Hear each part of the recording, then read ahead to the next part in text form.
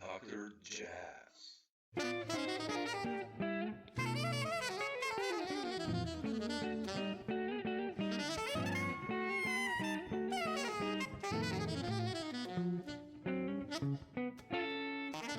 Nice to meet you. Dr. Is okay. Jazz. Yeah, you too. I've played with many guys you played with, and Sure. I have you on so many albums. So it's nice that we find the Oh, time to great. talk. You know, You live in England? I'm in London? Slovenia. Oh, Slovenia. Yeah, yeah. You ever played here? No, I don't think so. No, right? Yeah, yeah. Don't remember. Yeah, we have to bring you Please. with the Mega Octet. Come on, I would love it. such a band, man.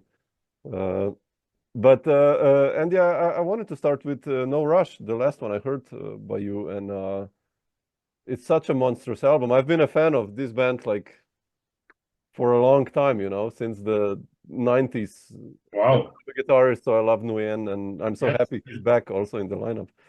And It what's started around the 90s. yeah, what's the story of? I wanted to start with you composing for this project because how did you approach this one, or in general? Like the tunes are really long, you know, like 10 minutes, and so much is happening and developing in this music. What's the story behind the Uh, composition of this album? well, first of all, usually for Mega Octet, um, I decide to do an album before writing the music. That's the way it happens each time. Okay. And then I ask the musicians what would they like to do. For instance, in the last album, there was a ballad for clarinet. So this time he will play tenor, and he will go on something very energetical or fast tempo or free music or whatever. And sometimes they answer and say, I would enjoy to play this or this or this. Usually, as you noticed, it's often a piece for one soloist. No Rush is a little different because everybody doesn't have a solo. Yeah. Sorry, I have to remember. I'll get the CD because I have to remember. I don't remember the music. Okay.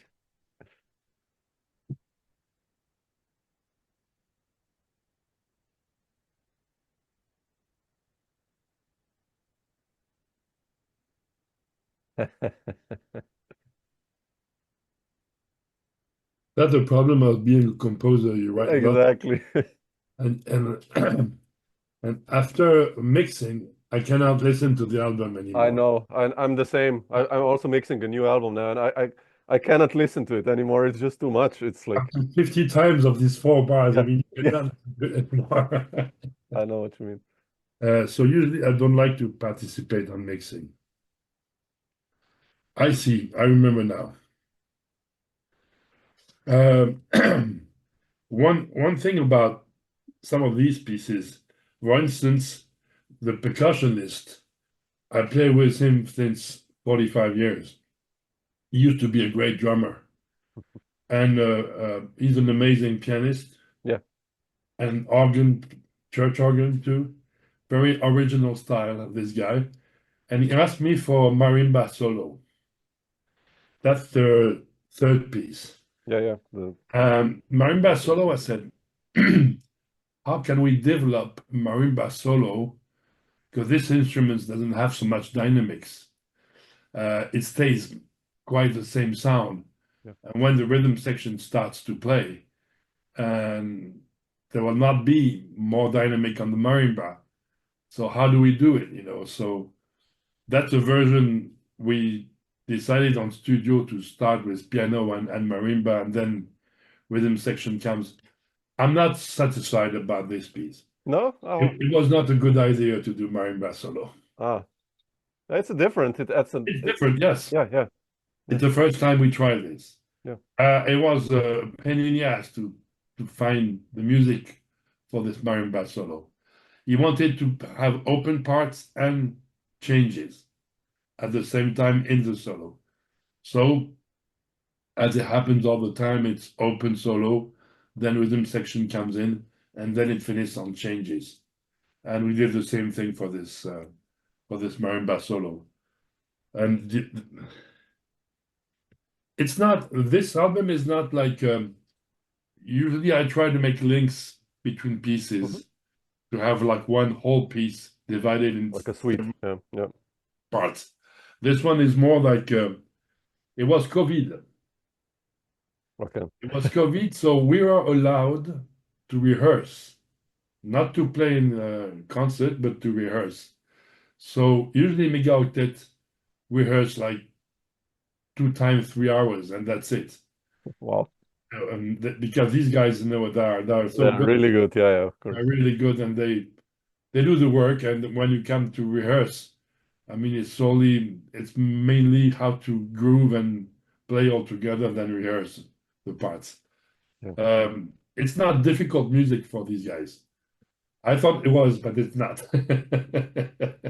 Yeah. And finally, I tried a few pieces in rehearsal before finding the music, but I'm still looking for it. I don't know where to go with this Mega Octet thing. Interesting. Because, I mean, You've done a lot, yeah. you're a composer too, so you know what you can do. I could do 10 of these albums with Yeah, different of course. Yeah. because the way it works, I know how to do it. But I'm not satisfied to just write the same music. Yeah. I'm on a project for the moment with this album, with this Mega Octet, and a choir of 100 singers Oh, wow. Okay. from high school, like 18, 17, 16 years old. And I need to find the music that Mega Octet will have pleasure to play. At the same time, these young guys singing, I mean, the music they listen to is so far away, Of course. and you have to find the compromise so everybody can have pleasure. Yeah. That's my main motivation in composing. Trying to find the way people can enjoy doing the music together.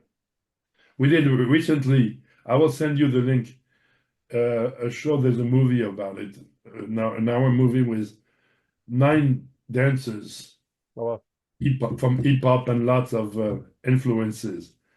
And when I wrote the project, I was struggling because hip hop, they only dance on 4/4, Exactly. and it's mainly funk music, medium tempo. So it's very constrained for us to, what kind of music are we going to play with these guys so they enjoy the music and we can enjoy it too. So it takes time to find it. It takes time to go listen to a lot of things and say, okay, we could try this, we could try slow tempo. And finally, it worked great. I will send you the link of the Oh, movie. please. Yeah. I'm really curious. It's a Mega Octet repertoire you don't know. It's a new one. Interesting. Last year. Yeah, you need a challenge as a composer, right? I mean, you've done so much music, so yeah, it gets boring otherwise. And if you do the same thing you know how to do, I mean, it gets boring. yeah. Are you a guitarist? Yeah. Yeah, okay, I see the guitar behind. Yeah, for me, it's the same. I try to change up lineups. I played a lot with Michel Godard on tuba in a trio. Yes. And I played with Paul McCandless. Like, it's just changing already, or Dominique Pifarelli, and already changing, violin for saxophone. It creates so much difference that you can write different. So Absolutely. we need that, yeah. You need to listen to Marc Ducret. Oh, I'm such a fan, man. He's one of the best. He's an amazing creator. Oh, he's probably my top 3 favorite guitarists. Yeah. I'm lucky I work with Munley and with Marc Ducret. I mean, it cannot get better, honestly. Really, that's like, yeah. Well, he's kind of he's still looking for things, on guitar. Yeah. It's amazing. We did a quartet together not a few years ago. With Marc? With Marc and the same rhythm section, Eric Champagne. Wow. Yeah. I have the CD, it's on La Buissonne, it's the same label, French label. I have to find it. Wow, I really have to find it. And I wrote a repertoire for the quartet. It's not Marc on the trio, it's really the quartet. And it's we started because it's hard music and we people don't in this country. People don't want this music anymore. Of course, yeah.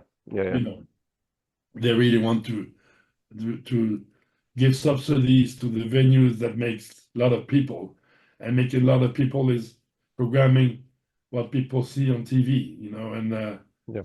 besides jazz festivals and even in jazz festivals, they're really shy with this music. We have been struggling for 40 years. Yeah. But Marc Ducret is still struggling to play, you know, because he just brought up a trio with I think Samuel Blazer Yeah.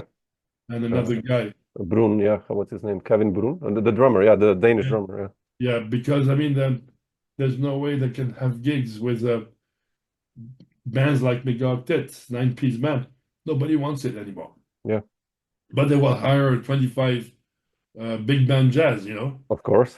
Playing standards or boring stuff, yeah. I mean, I know. Yeah, sure. I mean, it's the economy of this country for music has become very, very difficult because our leaders, politic leaders, are totally uncultured. They don't Yeah. know anything about. They don't go to concerts. They don't go to theater. Then I mean, they just watch TV, and music is what you see on TV. You know. Yeah.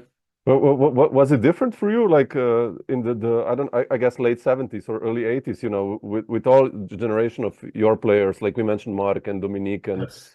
We started. how was it like for you when you started? I mean, At the same, it was bizarre because the jazz schools and everything.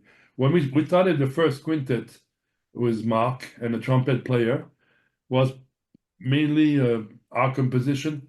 I didn't write music. I write boards. okay. Each musician know when to play, but there's no music written. It's only by ear. And we did like I didn't know the electric version of Miles Davis at this period, and it sounded kind of like Miles Davis and Daryl Jones on bass, and it was kind of the same style because it was in the area, you know. And Yeah. I come from rock and roll. I used to play guitar. Oh, really? Oh, wow. Okay. Start in and make people dance with rock and roll, you know, and playing Johnny B. Good and Led Zeppelin and Santana and all these guys. And finally, I came from pop music and rock, so I didn't listen to jazz. It's really after I discovered what they call fusion. Like mid 70s, yeah. All these guys who came from Miles Davis, Chick Corea, Keith Jarrett, Mahavishnu, McLaughlin, Weather Report. I mean, they invented something. I started jazz, listening to this music, and the acoustic jazz of before came a long time after. You went back, yeah. Back, yeah, because it was interesting to see what they did before, you know. So when we started with people like Marc Ducret and François Verly was the drummer, percussionist, we played in jazz school in Paris. And the jazz school was only working on standards, Sure. so like usual. So the concept was like there was all the press, and we had lots of articles. Like, who are these guys? I mean, they are virtuosos. They play music we never heard before. But for us, it was like normal, you know, normal training of evolution. And afterwards, we had a few concerts. But we struggled all the time because nobody knows. When nobody knows the music, they don't want to program it. They say, as you know, my public will not like your music. How can you talk like this, man? How can an organizer say your music was not my public? My public, come on. Yeah, I know. Yeah. You know that. So it's been 45 years we do the same thing. And we had, with Mega Octet, little European success in the 90s because I had an agent. And I had an agent who was the mistress of a powerful man on jazz in France. And so yeah, we went to play in Finland and lots in Germany and all the festivals and things with Mega Octet. The period was Yuan Li. And after she let me go, and after it was finished. I mean, it's only a question of power and people that know Sure. it. You know, Sure. Yeah. and even more now because the organizers are not smart in music. I mean, Yeah, they it's really commercial. It's getting commercial. Yeah. Very. Yeah. they want to make money because if they make money in public, they get the subsidies, and it's and so and so. Yeah. It's like a magic circle. Yeah. Like a magic circle. We are not No, part of we're yeah. We it's as soon as you include some open free sections in a composition, you will not get a gig. You know, it. it's like, it's almost true. But we are free. We are Yes. totally free to do what we like. No Exactly. producer says you Yeah. should do this or you should do this. There are still small producers that like to Yeah. Yeah. produce, and I'm 66. When I'll be 80 years old, I will have so many gigs because they will say we have to program this guy before he dies, you know, because of the career you made. You know, finally Yeah. you're still there and still doing some creative music or so. And Marc Ducret will have it will happen the same. When people will realize who he is, Yeah. he will have a lot of gigs, but he'll be 75. Yeah. Yeah. It's true. It's Possible. yeah. It's so many of you guys, you know, of your generation. I think maybe with the exception of Sclavis, he got Yeah. you know with the ECM and deal, but the rest, it's like yeah, doing so much creative music but yeah, it's heavy. But It's we heavy. make a living out of what we like to do. Exactly. That's important. It's a huge privilege already. Yeah, that's important. How did you, Andy? How did you start the Mega Octet? Actually, what's the story behind the band?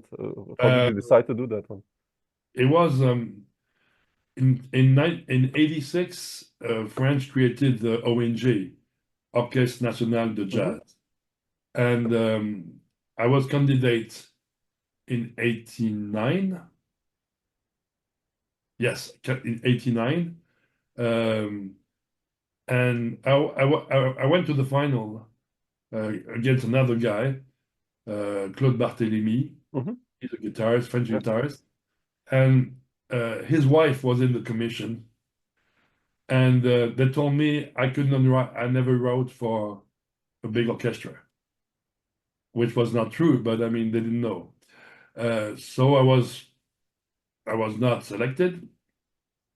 The guy had Claude Barthélemy had the ONJ, and I said, like a ego trip, you know, I'm going to show them how to write for a nine-piece orchestra. So I called some friends and said I wrote music in 15 days, like you know, and it was really happening so fast. In 15 days, I wrote the music. In 2 days, we had the rehearsal. Mm. The only guy I didn't know was Michel Massot on tuba from Belgium. Mm. He was the only one. Some friends told me this guy is really good. You should call him. But all the other guys were friends. François Moutin Yeah. and the drummer and well François Verly. Yeah. So we brought up the Mega Octet and we played, and the press was there, and they said, "Wow, this what music is this?" You know, because the generosity of writing for the solist Yep. when you find the language and the sound of the orchestra and everybody have fun, something really communicates to people which are open ears for this kind of music. Mm. Yeah. So we had a few, you have few good years from 90 to 92, 93. Mhm. It's like the Duke Ellington approach, right? Yes, Writing sure. for the players. I mean, that it This works. time I didn't know. I had my only disc of Duke Ellington was solo piano Mm. when I was a kid, and it was such amazing ideas, you know. And people told me, and some press wrote this, saying about this Mega Octet, it's the same approach of Duke Ellington, writing for the solist, writing for the musician, and finding the language Yeah. you want to say with these guys. Yeah, but it's true. It's so important. You know, you would write a different piece of music if you have, let's say, Nguyen on guitar or Ducret. Sure. I mean, that's like two different universes. It's I invited Ren on the, was it on this one? No. yeah. Oh, yes, it's Yeah. on this. Yeah, sure.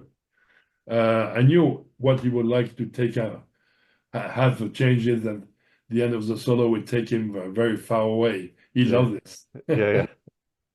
No, it's nice that you The connected. acoustic sound at the beginning Yeah. with a few effects and then getting louder and then putting the overdrive on and finishing like really. Yeah, it's a good thing. His style. Yeah, I like that. I like that. I also want. I have an album of you also with Trilok. And That started in 94, 95. how did you connect with Trilok? What's your story with him? Well, he called me, in fact. Really? Oh wow. Okay. He had a quartet with, it was called the Crazy Saints. Yeah. With a French pianist. Oh, French piano player. Yeah, what's his name? Oh shit. Daniel Goyon. Daniel Goyon. Yeah. Excellent musician. And Daniel Goyon, well, he decided to separate with Daniel Goyon. He doesn't like pianists. And so, because it was funny, because he sent me the CDs he did, and the music he wanted to do, because he cannot arrange music. He doesn't know how to do it. So he needs people like us to do it. Yeah. Do like you sing a few melodies and you write the music, and then decide it. It's a known technique in every job. Sure. Yeah. And when he sent me the music, it was funny because very naturally I told him, "Oh man, I like this kind of fusion music. That's what we used to write 30 years ago." And he did not like it. He did not like the way I told it. I said, "No offense, man. It's just And finally, he was just finishing this trio with John McLaughlin. Yeah. And then the quartet started, and we toured a lot with Chris Mindoki on bass and David Gilmour. Oh, really? You were part also of that quartet? Wow. Okay. This one, yes. Wow. Okay. There's an album called The Crazy Saints, Bad Habits Die Hard. Oh, yeah. That's the album with Trilok. And I did the second one with other musicians. Oh, yeah, you're on that one. Yeah, on Bad Habits. Exactly. Yeah, Bad Habits. Yeah, I love that album. Yeah. I thought it was Daniel on... No. Yeah. I was on this one, and we did like 2 years of touring. That's a good album, actually. That's a really It is good a good album. It's good music. Yeah. I went to spend 1 week at his place, and he would sing, and I would write the music and arrange it, and then we were on tour, and it was great because I never did tour like this. The tour bus with 4 guys, 1 driver and 1 technical guy, and you go for 5 weeks in Europe, doing 1 gig a day. And we did like 2 or 3 tours like this with the band. And after, there was this new album we did together with other musicians, more acoustic. Yeah. The Glimpse. Yeah. More acoustic. And then he said, "I don't want piano anymore." Because piano means renting piano on the venues. Sorry. Yeah, that limits the gigs, yeah. So yes, pianist is always a pain in the ass because it needs an instrument. So I didn't want to play keyboards. Oh, okay. I did on the first group. Yeah. Synthesizer, acoustic piano, and Fender rods.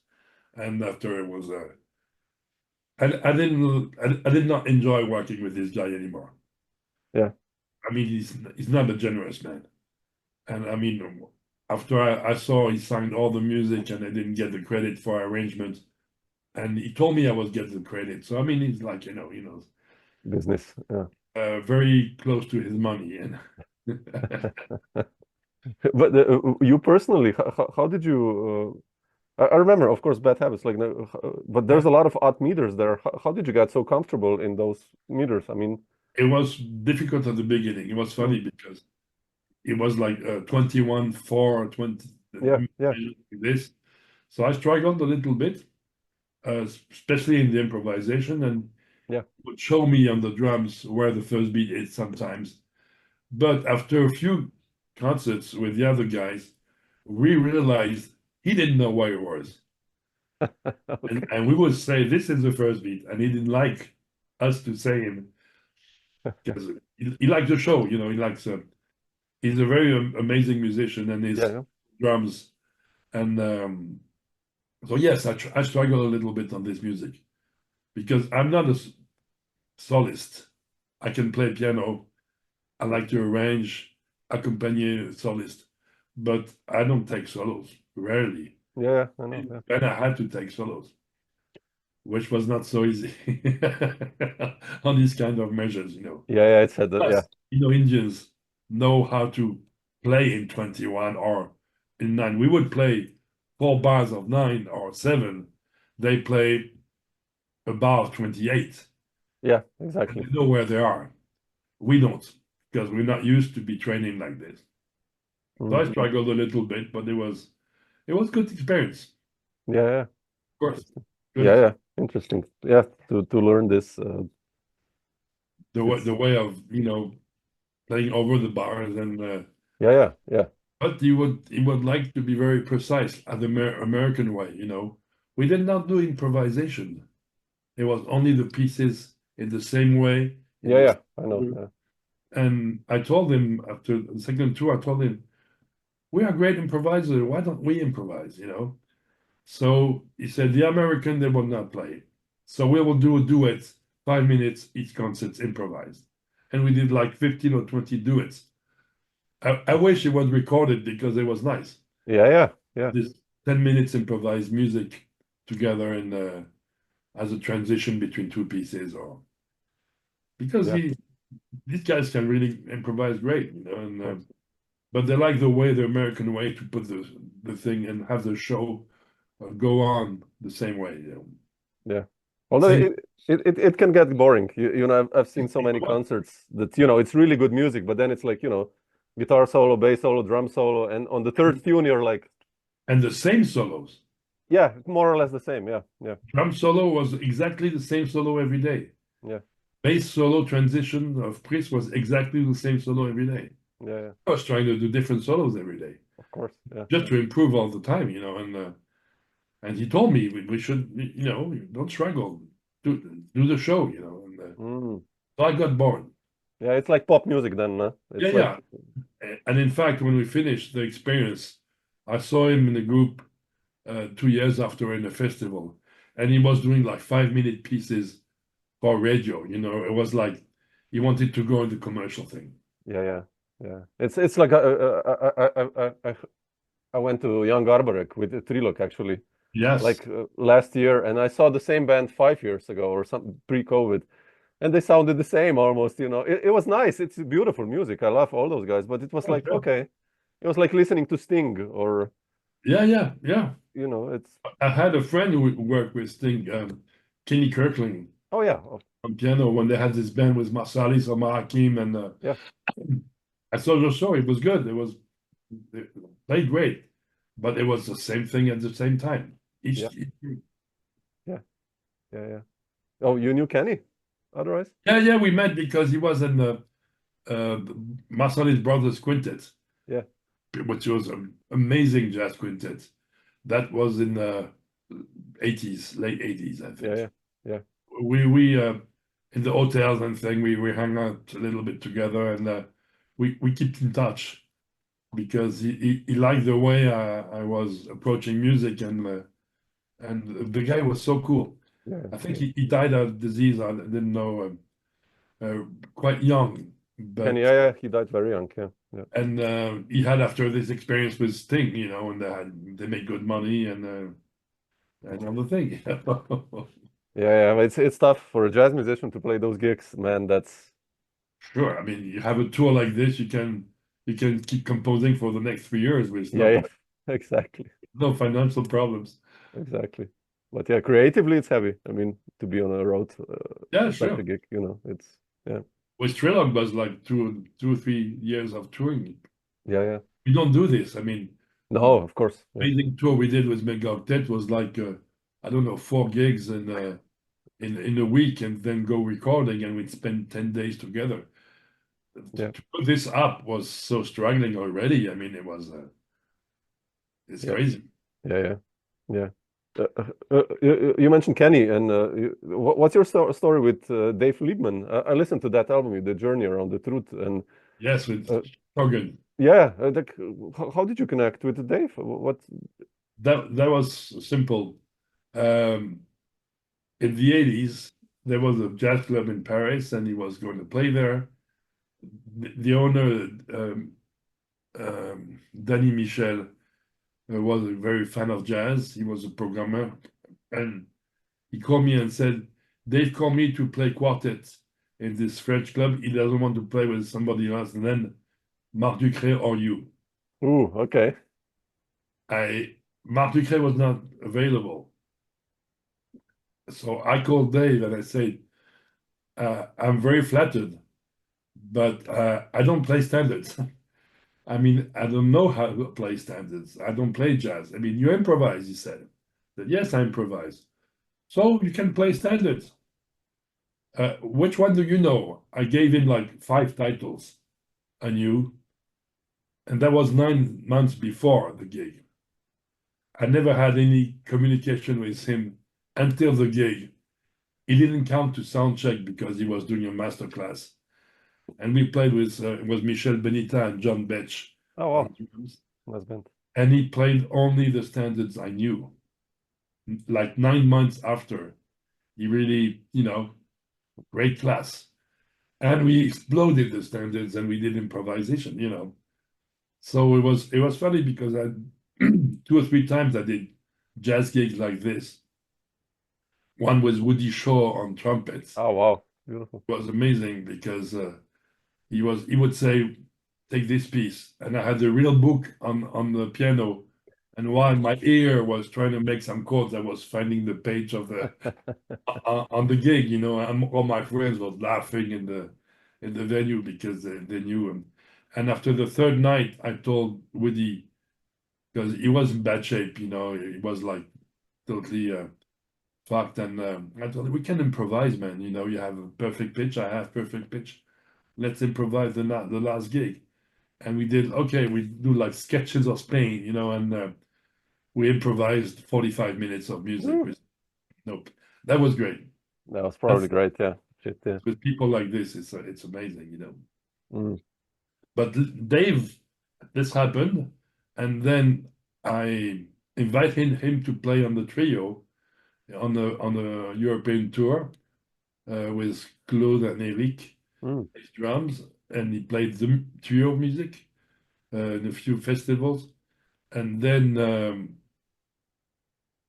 Radio France asked me to write a program for church organ. They had a new church organ in Radio France in Paris, and they wanted a soloist. And I called Dave, and he said, "Yeah, sure, man." Ah, So okay. I wrote the music, and we played it, and it was a recording, and that's what happened. Ah, okay. But Interesting. when he was coming to Paris, we will meet together. I will sometimes translate his master classes, struggling because when Dave teaches, he wants to show the students how to play because he can play drum amazing, he can play bass, he can play piano. And I don't like when you do this because for me, it's not teaching. It's like, it's like a show. Showing off, yeah. And many times I saw the musician who are struggling to play after him because he just show you how to do, and the guy is not able to do the same thing. But Yeah. still, like, we are good friends, and we still. I send him the CDs regularly, Oh, really? Okay. and he gives me a return of how he liked the music, and he doesn't travel anymore, I think. Yeah, So yeah. now. But well, we are trying to have a gig in the St. Peter Church in New York, but his agent is an asshole. So I try to make him tour on this gig church organ. They have church organ all over the place. Yeah, exactly. Yeah, exactly. And he asked me for $10,000. And I said, why not if you have the tour? He said, I'm not sure I can find gigs. Oh, so what about the $10,000? I will keep it. So he told me, even if he doesn't find a gig, he will keep the $10,000. Oh, wow, come on, man. I That's said, crazy. man, come on, listen. That's we know how it is, yeah. You know how it is. Yeah. Crazy. But it's great. We still have a good relationship with Dave. We Yeah. still write together, and I'm recording a new album on trio next January. Oh, I want to find the music, and this time I'm asking the friends who like the trio, what do they like in this trio? So I asked Dave, what does he like in the trio? And he just answered me very shortly. whatever you write is good. Final points, that's it. So voilà, it's confidence. Beautiful. It's going to be a trio. Nice one. Fantastic. Yeah, I'm new one. I'm looking for the music when I finish this mega octet and choir first. Yeah. Did you otherwise ever go to New York also? You mentioned. Well, in fact, there is something called the Face Foundation. Face Foundation is a French USA exchange Okay. with a musical project. And it began when we started with Dave Gilmore to put up a band. And we got $10,000 from this. But with $10,000, we had to play in France, we had to play in New York, and do a CD. Wow. So you can imagine. So we played in New York, 2 evenings in a jazz standard, a club, a repertoire he wrote and I wrote for this band, with François Moutin on bass and his brother, Yeah. Marc Gilmore on drums. And we played a gig in a club in Paris. And we recorded in the studio in Brooklyn an album that never came out because it's not so good. Really We interesting. didn't have time. I had like one afternoon to do the whole album, Yeah. because we don't have the money. Mm. $10,000 just even was only the plane tickets. I mean, for 4 persons, Yeah. You're right. Yeah. back and forth. We did the gigs, and now I think it's 58,000 or 100,000. The prices are much more. Yeah. We are at the beginning. I always was at the beginning of something. That's why we struggle, and it still happened now. Okay. Yeah, but you've written such nice music through the years, and it's nice, I think people do listen, and that's always good to know. I don't know if they listen to it, but I mean, well, Yeah. that's the only thing I know how to do. Yeah. Andy, otherwise, you mentioned the new trio album in January. What's still on the schedule for you? Do you have some other projects going on, or? There's a CD coming out in January. We recorded in April. I wrote for 8 clarinets. Whoa. Okay. Don't know why. I wanted to. I called same thing. I called the clarinet. Luis Clavis is in the band, and lots of very good clarinet. Laurent Dehors. Lots of clarinets, from contrabass clarinet to Oh wow. Okay. clarinet. All the clarinets. The 8 clarinets, bass, drum, and piano. Fantastic. I wrote the gig. We did it last June, and it was recorded, and it's coming out in January. Fantastic. On a small label called Pee Wee. I work with sometimes. So this project is going to play a little bit. It was not made to exist, because it's already hard to sell mega octet, and now we are 11 musicians. Yeah, and 8 clarinets, like 8 clarinets. But it worked so well. I mean, between these and each time I try to find a day to rehearse, or it happened. And we have 2 gigs in Paris the beginning of February for the CD coming out, and we'll see what happens. Beautiful. I have at the same time this dance and mega octet project. We are 20 persons. So, I mean, we dream, and after we adapt the dream to make it happen. That's the only way we can function. Yeah. So still doing the same thing. So that's a lot of project, because there's piano solo, there's trio, there's oh yeah, you still do the piano solo? On the music of I wrote in the way of Ravel, the French composer. Yeah. Theater, I wrote some pieces in the way of Ravel, and I toured a lot this music on solo. Fantastic. Because it's a mixture of improvising in the way of Ravel and the written pieces in the way of Ravel. So it's a very good exercise, because I don't play classical music. I love it, but I not work on it.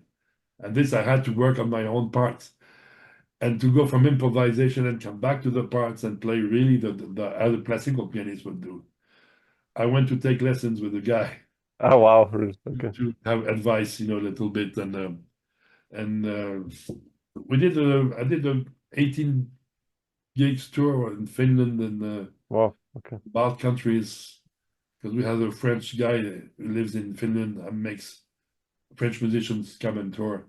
And the trio is going to do next March a long tour, 20 days tour in these countries again. Oh, fantastic. Okay. So, there's all these projects all together. I mean, that's it should happen. It's But keeping you busy, so that's good. you call classical piano festivals saying, I'm selling a piano solo on Ravel's music I wrote. They say, Andy, you're a jazz musician. You have nothing to do in the classical piano festival. I call a jazz festival and say, I'm Yeah, playing. They say, Ravel is not jazz, man. So there's no way we can play in France. I mean, I played it in lots of countries, but in France, I mean, there's so stupid about style of music, labels. They need the yeah, labels. yeah. We're just talking about music, man. It's not like it's not difficult. It should happen more. But as I told you, I mean, they don't know that it exists. Yeah. And it's amazing. Ravel is a French composer. Nobody writes in the way of Ravel. It's a very difficult text. Very unique. Yeah. So they should be interested to, at least a little curious, But no, I have the CDs. I made myself because nobody wanted to produce it. Oh man, yeah. But yeah, like you said, at least we're free. You're free. You can do these things, and that's You important. have to give me your address. I will send you the Oh, CD. please, I would love to hear it, man. Really. Because I was with the Marc Ducret and the Ravel and Oh, please, yeah. Please, I'll send you the. send it to me. Yeah, thank you. Andy, I'll leave you a nice, what is today? Wednesday, a nice Wednesday. Yeah, But thanks, man, for sharing some of these thoughts. Was I'm really nice to hear about it. myself, but I don't. No, it's about you. That's why I contacted you. I don't want to talk about me, so I want to hear you. Right, but thank you for the interest, man. It's very flattering. Really. Thank you. Thanks for, like I said, I have you on so many albums. So I was like, shit, I'll drop you a line, and I've talked to so many guys that you played with, and Oh, great. so that's great. Well, just send me your address. I will. Thank you. If you're ever around my part of Europe, Austria or Slovenia, drop me a line. Let me know. Well, if you want to try a duet one day in Slovenia, Improvised. We can do sure. free. I'll be there, man. I'll be there. Yeah. We'll see. We'll see. I mean.